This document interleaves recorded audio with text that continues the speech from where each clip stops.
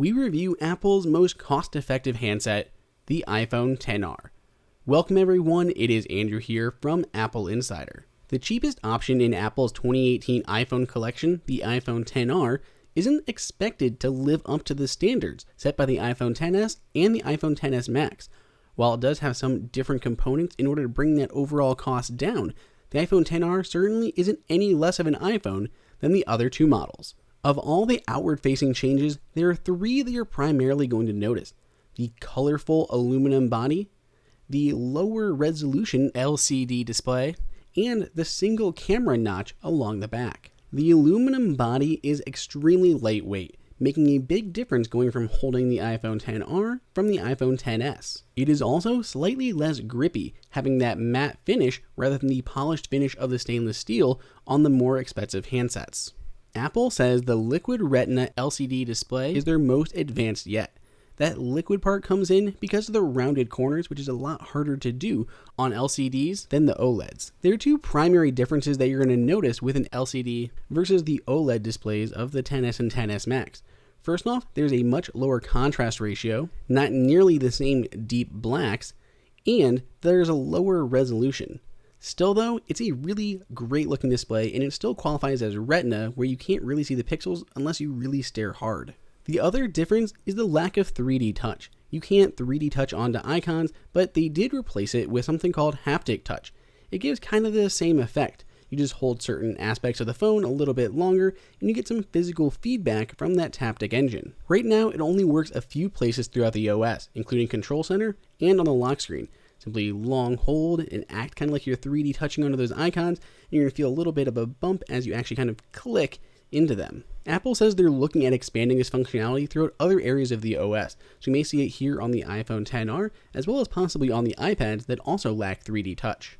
Looking at the size, the iPhone XR comes squarely between the iPhone XS and XS Max, weighing in at 6.1 inches diagonally compared to the iPhone XS, which is 5.8, and the iPhone XS Max, which is 6.5. Apple is clearly aiming for the middle ground here. That's likely to appeal to most people, not too small and not too big. Even still, it was tough in our hands to reach the top of the display, just like on the XS Max. We needed to rely on things like reachability or straight up moving our hand around to reach the top of the display, and people with smaller hands may have issues. Some people may see it as disappointing that the smallest phone in Apple's lineup is also $1,000, where the iPhone XR is cheaper but has a larger display. So if you want the smallest display possible, you can't go with the cheapest iPhone, at least not without looking at older models. Turning to the camera, there is only one lens on the back of the iPhone XR. That means it loses that 2x telelens on the XS and XS Max. On the front of the phone, we still have that true depth camera system used for taking portrait selfies, as well as unlocking your phone with Face ID. For that rear-facing camera, it's a 12 megapixel wide-angle lens with a 1.8 aperture and digital zoom up to 5x. Even though there's only one lens, you can still do portrait mode, but it's not without its limitations. For instance, you can't take pictures of objects or pets using the portrait mode on the iPhone XR.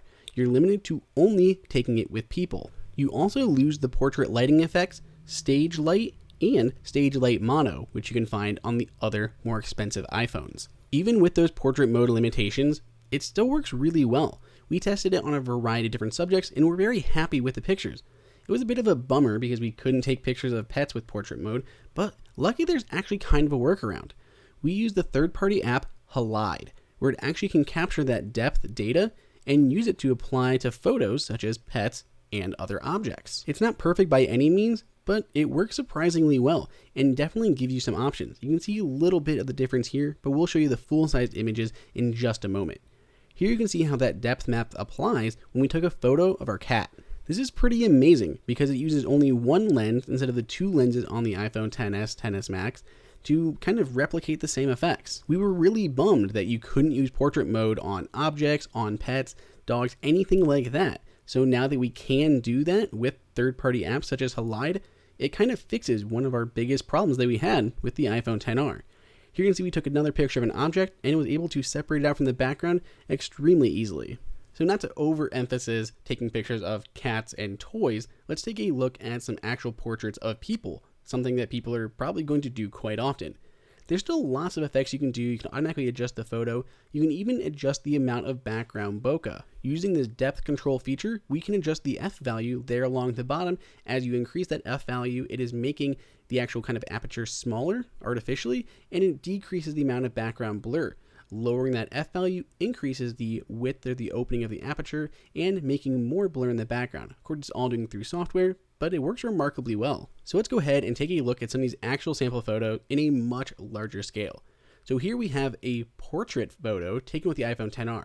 Of course, nothing was done because it can't apply that portrait effect natively to a picture of a cat because it's not a person. But here we are using Halide. You can see how much more of that background is blurred, and it's an overall much better picture. So you can take these kind of photos with the iPhone XR without too much hassle. Then again, if we compare it to our iPhone XS Max, the XS Max still looks really, really good with our cat kind of derping out here a little bit. Summarizing portrait mode, it works well enough with that single lens. There's still going to be issues, but with third-party apps, it really makes up for it. Moving on to standard photos, you can see a pretty small, negligible difference between our iPhone XR and our iPhone XS Max. Here we are at 1x, and here we are at 2x. You can see there's a little bit of detail lost when we move to 2x because there's no tele-lens to compare. But when you're viewing these at 100%, you can't really notice too much of a difference. Here's our XS Max, and we're going to zoom in a little bit with that 2x tele-lens. This is actually optical zoom rather than digital zoom. And if we put those side by side, looking at them at 100%, there isn't a ton of difference between the two phones. However, once we bump things up to a 10x digital zoom, there is a substantial difference in the amount of grain and detail that we see. Another compromise that we see with the iPhone XR has to do with the antennas and the different bands that it supports for LTE data. Notice on the bottom how we actually have symmetrical ports, where on the iPhone XS and XS Max, they're offset a little bit, with more on one side than the other, because they needed to make room for that additional antenna band that allowed for gigabit LTE. On the iPhone XR, we don't have that capability, so theoretically, speeds are going to be a little bit slower. This is really dependent on carriers, however, and many people may not even notice a difference, at least right now. Over time, as speeds improve, it may make more of a difference in a year or so, but right now it definitely depends on your location and your carrier of whether or not that's going to make sense for you. One of the best aspects overall of the iPhone XR has to be the battery life. It's been proven over and over again that the battery life on the XR is the best battery life ever in an iPhone. It's partially going to be due to that cheaper display, which doesn't require as much power to run as the OLED displays on the XS and XS Max. We've been hammering this phone for day in and day out, testing it out in all different situations, and battery life has been really solid, lasting longer than both our iPhone XS and our iPhone XS Max. Plus, with additional benefits like low power mode, you can stretch it even further. If you don't care about many of the other aspects and just want an iPhone that's going to last exceptionally long, then you're probably looking for the iPhone XR. One compromise Apple didn't make with the XR was wireless charging. It still has a glass back and supports that 7.5 watts of wireless charging. With wireless chargers dropping in price for the home and in the car, there's never been a better time to ditch Lightning. It would have been easy for Apple to offer a lower cost iPhone XS by reusing the same design, skimping on some components and features, and cutting the price. In the iPhone XR, it is to Apple's credit that it took the high road and made an iPhone that could stand alongside the other two premium models without seeming like the unloved sibling. The biggest difference people may notice is that screen, and unless it's right next to the iPhone XS under pretty close scrutiny, most people won't care that it isn't OLED. For that single rear camera, while it does have its portrait mode foibles and no telephoto option, it still produces great photographs that many owners will be happy with. Regardless of how you look at it, the iPhone XR is a great smartphone at a great price.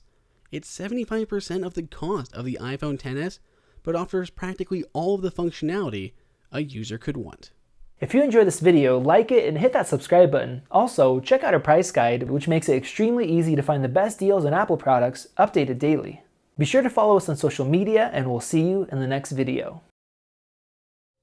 Want to take a closer look at the comparisons between the cameras on the new iPhone XR, as well as the iPhone XS and XS Max?